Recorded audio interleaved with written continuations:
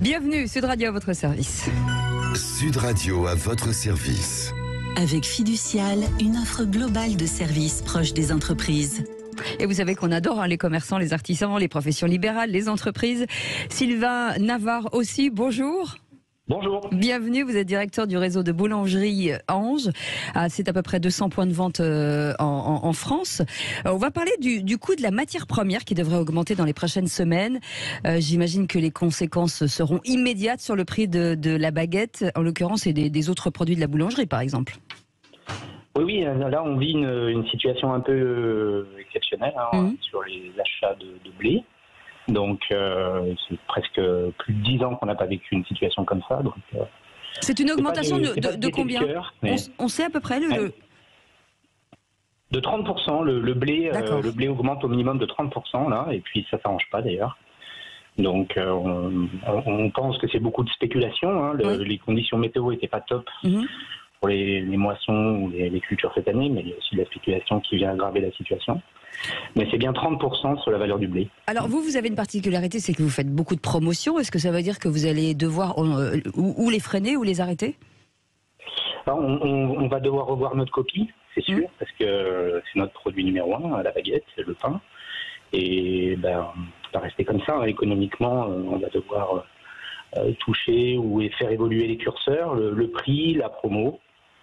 On est en pleine réflexion là-dessus. C'est sûr que on est connu nous pour faire beaucoup de promotions, donc on a envie de continuer à faire ça et faire bénéficier, notamment sur des achats un peu importants, plus de 5 baguettes, plus de 8 baguettes, de pouvoir continuer à faire baisser les prix, mais.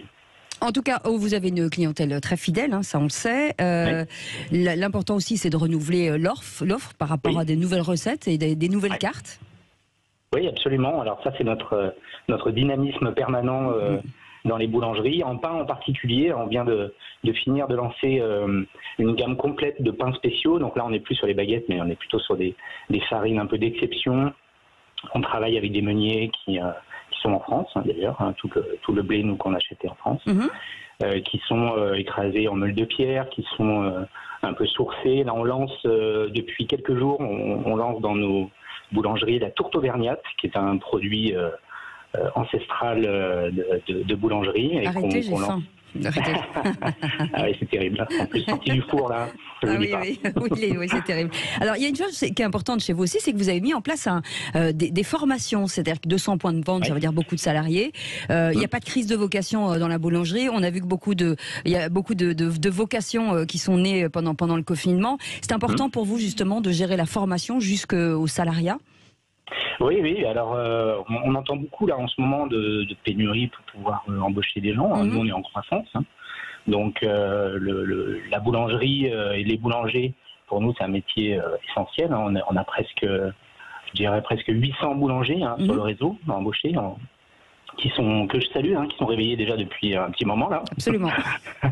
Et donc, nous, notre souci, c'est effectivement de garantir pour les années à venir le fait que les compétences soient là.